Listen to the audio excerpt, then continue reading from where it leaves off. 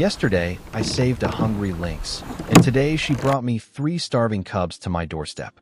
I never thought I would see something like this in my lifetime. Living alone in a wooden cabin in the middle of the forest, I had grown used to seeing wild animals from a distance, but never this close, never this personal. Yesterday evening, as the sun dipped behind the trees, I noticed movement near the edge of the clearing. At first, I thought it was just another deer or maybe a fox, but then I saw her. A lynx, thin and exhausted, her ribs showing, her steps slow. She stopped and looked at me. Her eyes weren't aggressive, they were pleading. I had some venison stored from last winter, and without thinking too much, I placed a piece outside, away from my door. I stepped back inside and watched from behind the glass. She hesitated for a moment, sniffed the air, then approached. In seconds, the meat was gone. She glanced once more in my direction and disappeared into the woods. That was yesterday. I figured I would never see her again. But this morning, as I brewed my coffee, I heard scratching sounds on the porch. When I opened the door, I froze. There she was, standing tall and alert, but in her mouth was a small cub. Behind her, 2 more little ones peeked out nervously. My heart stopped. She had brought her family. I didn't move at first. I knew any sudden motion could send her running or make her defensive. She gently placed the cub on the porch, right in front of me, and the little one stumbled clumsily toward the doorway before sitting down. The other 2 stayed close to their mother, their wide eyes locked on me. It felt unreal. She wasn't just here for food. She was showing me her trust. I whispered softly, trying not to scare them. The words didn't matter. It was the tone, the calmness. I slowly backed away inside and left the door slightly open. On the table, I had leftover chicken. I placed it on a plate and set it just outside the doorway, then retreated again. The lynx stared at me for a long moment, then stepped forward. She let the cubs nibble first while she kept watch. My chest tightened at the sight. These little creatures were trembling with hunger, their tiny jaws working desperately at the scraps. Later, I called my friend Mark, who has worked in wildlife rescue. When I told him what was happening, his voice was firm. He said, "John, be careful. A wild lynx can be unpredictable, especially with cubs. Don't try to touch them. Don't get too close. Provide food if you want, but keep your boundaries." He wasn't wrong. One wrong step, and it could end badly, for me or for them. That day, I couldn't focus on anything else. The cubs played near the porch, their tiny paws patting the wooden boards, while their mother kept scanning the tree line. She was alert, protective, but not hostile toward me. I realized she must have felt desperate enough to risk bringing them here. Maybe she remembered that yesterday I didn't harm her. Maybe she saw me as the only option. At one point, one of the cubs, the boldest of the 3, wandered closer. He sniffed the threshold just a few feet from me. His mother's ears twitched, and I held my breath, waiting to see if she would react. She didn't move, just watched. That moment shook me. It was as if she was testing me, weighing whether I was safe enough for her little ones. I whispered, "You're safe here, little guy," and he finally backed away, returning to his siblings.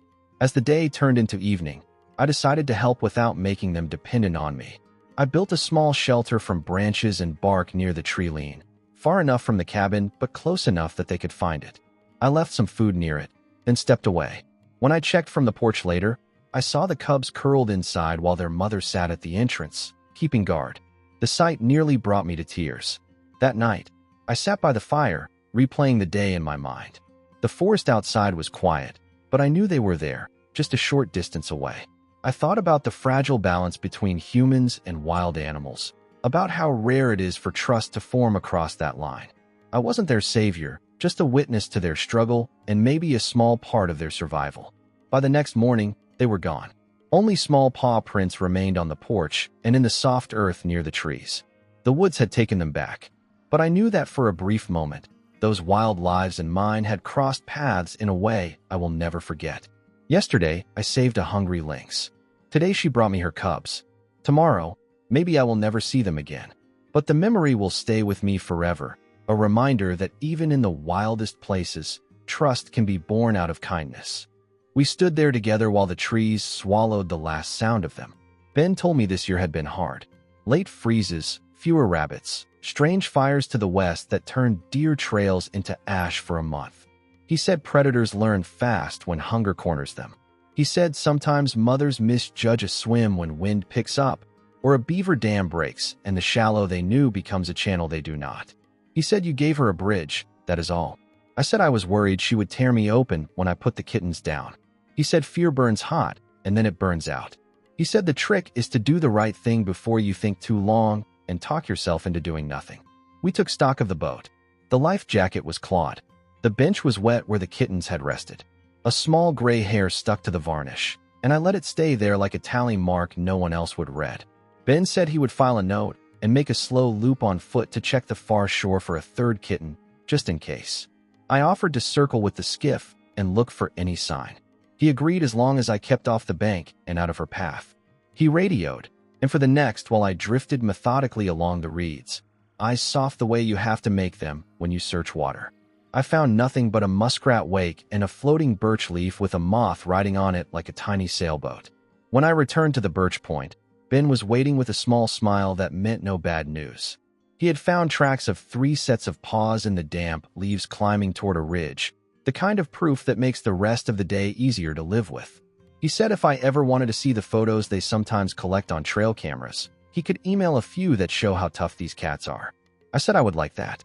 He said he would also put a quiet word in about folks walking dogs off leash near the North Shore. He said curious dogs make bad neighbors for lynx kittens. I pulled the anchor and nudged the skiff back into deeper water. The wind had eased. The lake had gone from steel to pewter, and the sun finally found a gap in the cloud and lit the birches so they looked like lit matches lined along the hill. I was suddenly very hungry, and I laughed because I had been up since dark and had forgotten breakfast, and the whole scene had started with hunger of a different kind. I did not fish again that morning. I rowed slow toward the launch ramp and felt the cold leave my hands finger by finger. On the way, I passed a father and a small boy in a rented aluminum boat. The kid had a life jacket on so big it looked like it could wear him instead. The father lifted a palm, and I lifted one back. He asked if the bite was any good today. I said I got skunked, but I caught something I will remember. He asked what, and I said just a reminder that the lake belongs to more than us. Back at the truck, I sat with the heater on and let my clothes steam. I texted my sister and told her I would be late for lunch. I told her I had helped a cat that was not a cat. She sent back a heart and said I always find the weird chores. She was right. That night, I lay in bed and heard the lake in the wind through the maples. I pictured those little paws on the sand and the mother's back as she climbed the bank, the muscles shifting under wet fur, the way she paused as if to count and then moved on. I wondered where she would bed them down, whether she would find enough meat in the coming weeks, whether the man who lets his dog roam near the birch point would keep the leash on now that a ranger had talked to him. There is only so much of the story you get when you are human. The rest belongs to the dark and the pines and the soft pads of wild feet. I know this much. When the world gives you a minute where you can tip the scale toward life, you take it. It does not need speeches or medals. It needs a hand on a worn or a foam jacket slid across black water, a boat held steady so a mother can lift her young and go. If you are lucky, you get a look that says the math is good. If you are very lucky, you get to tell the story and let someone else feel the cold on their knees and the relief in their chest when the water lets go. A week later, I checked my email and saw a note from Ben. He had attached a short clip from a trail camera 2 miles from the birch point. The footage showed a lynx slipping between aspens at dusk, her coat dry and thick, her stride clean. Behind her, 2 small shapes followed, bounding, stopping, looking back the way children do. The camera date matched the day after our morning on the lake. Ben wrote one line. He said, "This looks like your family." I watched it twice, and then I stopped because some things do not need to be watched to stay with you. I closed the laptop and went outside. I walked down to the public dock with a thermos of coffee and stood in the leftover wind. A heron picked its way along the shore, patient and older than any one of my decisions. Across the water, the ridge held its gold. The lake gave back the sky without telling me anything I did not already know. Some debts you pay by staying ready. Some mornings you put the rod down and do the small thing that changes the middle of a story. And sometimes, if the world is kind, that is enough.